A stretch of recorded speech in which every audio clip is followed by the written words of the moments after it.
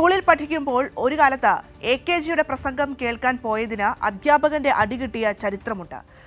തലമുതിർന്ന CPIM നേതാവ് വൈക്കം വിശ്വന്. പിൽക്കാലത്ത് AKGയുമായി അടുത്തിടപഴകാനും അദ്ദേഹത്തിന് കഴിഞ്ഞിട്ടുണ്ട്. ജ്യോതി ബസുവിനെ കാത്ത് 4 മണിക്കൂർ തുടർച്ചയായി പ്രസംഗിക്കേണ്ടി വന്നിട്ടുമുണ്ട് വൈക്കം വിശ്വന്. അദ്ദേഹത്തിന്റെ ചരിത്രം എങ്ങനെയായിരുന്നു, ആ കാലഘട്ടങ്ങളെക്കുറിച്ചൊക്കെ നമുക്ക് കാണാം. CPMന്റെ തലമുതിർന്ന നേതാക്കളിൽ ഒരാളാണ് സഖാവ് വൈക്കം വിശ്വൻ. ഒരു കാലത്ത് പ്രസംഗ കല കൊണ്ട് നാട്ടിലെ ആളുകളെ ആവേശം കൊള്ളിച്ച നേതാവ് കൂടിയാണ്. ഒരുപാട് തെരഞ്ഞെടുപ്പ് വിശേഷങ്ങൾ വിശ്വേട്ടന് പങ്കുവയ്ക്കാനുണ്ട്. വിശ്വേട്ടനോട് തന്നെ നമുക്ക് ചോദിക്കാം. വിശ്വേട്ട, എൻ്റെയൊക്കെ ചെറുപ്പത്തിലെ ഈ തെരഞ്ഞെടുപ്പ് സമയത്ത് നാട്ടിലിങ്ങനെ ഉച്ചഭാഷണിയിലൂടെ അനൗൺസ്മെൻറ്റ് മുഴങ്ങിപ്പോവും. വൈക്കം പാടശേഖരങ്ങളിൽ മുട്ടോളം വെള്ളത്തിൽ അന്തിയോളം ഉറങ്ങിയ കർഷകൻ്റെയും കർഷക തൊഴിലാളികളുടെയും വളർത്തുപുത്രൻ സഖാവ് വൈക്കം വിശ്വൻ ഇന്നിതാ വൈകിട്ട് 6 മണിക്ക് കാഞ്ഞിരപ്പള്ളി പേട്ടക്കവലയിൽ പ്രസംഗിക്കുകയാണ്. അങ്ങനെ ഞങ്ങളെപ്പോലുള്ള ചെറുപ്പക്കാരെ ഒരു കാലഘട്ടത്തിൽ ആവേശം കൊള്ളിച്ചൊരു പ്രസംഗകലയുടെ ആചാര്യൻ കൂടിയാണ് വിശ്വേട്ടൻ. എങ്ങനെയാണ് തെരഞ്ഞെടുപ്പിനെ ഓർത്തെടുക്കുന്നത്? തെരഞ്ഞെടുപ്പ് ഞാൻ പറഞ്ഞില്ല, 52-ലെ തെരഞ്ഞെടുപ്പിൽ ഇങ്ങനെ ഒരു ഓർമ്മയുണ്ട്. അതിനു മുമ്പായിട്ടാണ് ഒരിക്കൽ AKG അതിലെ വന്ന് പോയി. അത് എന്തിനാണ് എന്നൊന്നും ഇപ്പോൾ എന്നോട് ചോദിച്ചാൽ അറിയില്ല. AKG ആണെന്ന് പിന്നീടാണ് മനസ്സിലായത്. അങ്ങനെ AKGയുടെ പ്രസംഗം കേട്ട് അധ്യാപകൻ്റെ അടി കൊണ്ട ചരിത്രം കൂടി വിശ്വേട്ടനുണ്ട്. ആ പിൽക്കാലത്തെ AKG ആയിട്ട് കൂടുതൽ എടുക്കാനും കഴിഞ്ഞിരുന്നു. പണ്ട് ഈ പടിഞ്ഞാറൻ മേഖലയിലാണല്ലോ, കോട്ടയം ജില്ലയുടെ പടിഞ്ഞാറൻ മേഖല, വൈക്കത്താണ് വിശ്വേട്ടൻ്റെ ജന്മദേശം. അവിടെയൊക്കെ ഈ തെരഞ്ഞെടുപ്പ് സമയത്ത് ഉച്ചഭാഷണിയിലൂടെ വള്ളത്തിലൊക്കെ പ്രചരണം നടത്തേണ്ട ഒരു ഓർമ്മ പറഞ്ഞു കേട്ടിട്ടുണ്ട്. അതെങ്ങനെയാണ്? അത് വള്ളത്തിലിരുന്നിട്ട് ഞാൻ ആദ്യം മെഗഫോണിൽ കൂടിയാവാം. ഒരു പ്രത്യേക സന്ദർഭത്തിൽ വൈക്കത്തൊരു വലിയ പൊതുയോഗത്തിൽ നോട്ടീസ് അടിച്ചപ്പോൾ ഉച്ചഭാഷണി ഉണ്ടായിരിക്കും, മേദിനിയുടെ പാട്ടും ഉണ്ടായിരിക്കുമെന്ന് നോട്ടീസ് അടിച്ചിട്ടുണ്ട്.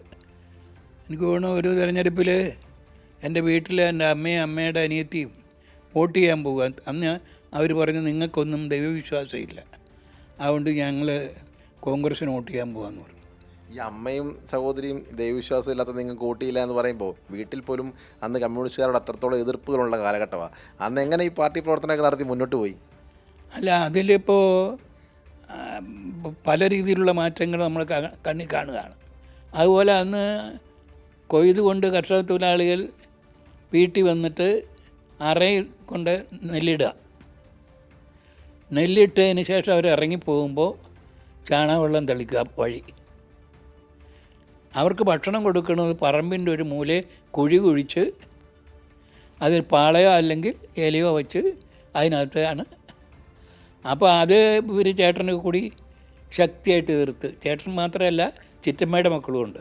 ആ ചേട്ടൻ പിന്നെ അവിടെ പഞ്ചായത്ത് തെരഞ്ഞെടുപ്പ് 63-ലാണെന്ന് തോന്നുന്നു, എനിക്ക് 62-60 നിന്ന് മത്സരിച്ചു. ആ വാർഡിൽ ഏറ്റവും കൂടുതൽ വൻ ഭൂരിപക്ഷത്തിലാണ് ജയിക്കുന്നത്. 65-ൽ ഇവിടെ ആരും പ്രസംഗിക്കാനില്ല കോട്ടയത്ത്, ഉള്ളവർ ജയിലില്ല. അപ്പോൾ പിന്നെ രാവിലെ കാറിൽ മൈക്ക് കെട്ടി കോർണർ യോഗങ്ങളാണ്. ജ്യോതി ബാസു വന്ന് പുറത്താണ്, അദ്ദേഹം വരുമെന്ന് പറഞ്ഞു. എറണാകുളത്ത് നിന്ന് ഇവിടെ വരണം. അപ്പോൾ ആ സമയത്ത് ഞാൻ മുഴുവൻ നിന്ന് പ്രസംഗിക്കണം. പക്ഷേ അത് യോഗം നേരത്തെ തുടങ്ങി. യോഗം തുടങ്ങിയെന്ന് പറഞ്ഞു കഴിഞ്ഞിട്ട് പിന്നെ പ്രസംഗങ്ങൾ തുടങ്ങി. അപ്പോൾ നമ്മുടെ സഹാക്കളുണ്ട്, ഇവിടെ നാവിക തൊഴിലാളി അതുപോലുള്ളവർ, അവരൊക്കെ ഇടയ്ക്ക് പാലും വെള്ളമൊക്കെ വാങ്ങിച്ചു തരും. പ്രസംഗം നിർത്താൻ പറ്റിയല്ലെന്ന് പറയും. അങ്ങനെ 4 മണിക്കൂറിലേറെയാണ് നിന്ന് പ്രസംഗിച്ച്. അപ്പോഴാണ് ജ്യോതിവാസു വരുമ്പോൾ അദ്ദേഹം പറഞ്ഞു 15 മിനിറ്റ്സ് മോർ. പുള്ളിയും വിഷമിച്ച് വന്നായിരിക്കും. ഞാനപ്പോൾ നോക്കുമ്പോൾ പുള്ളിയെ കൊണ്ടുവരുന്ന സുബ്രഹ്മണ്യനാണ്. അപ്പോൾ അതുകൊണ്ട് ഞാൻ പറഞ്ഞത് ഇനി സുബ്രഹ്മണ്യം പ്രസംഗിക്കുമെന്ന് പറഞ്ഞു. അവിടെ ഉള്ളവർക്കെല്ലാം ഈ സുബ്രഹ്മണ്യൻ ആരാകുന്നു അറിയാം. അയാൾ കയറി കുറേ നേരം പ്രസംഗിച്ചിട്ട് ജ്യോതിവാസു വന്ന്.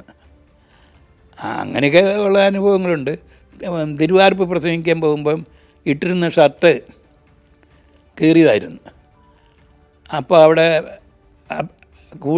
ആളിഷ്ടം പോലെ കൂടിയിരിക്കുക, പെണ്ണുങ്ങൾ പ്രത്യേകിച്ച്. അവരെല്ലാം കൂടി എനിക്കൊരു ഷർട്ടിനുള്ളത് പൈസ എന്ന് പറഞ്ഞ് അപ്പോൾ അവിടെ ഒരു പിരിവ് നടത്തി. 48 രൂപ, വലിയ തുകയാവട്ടോ. അപ്പോൾ 48 രൂപ തന്നു.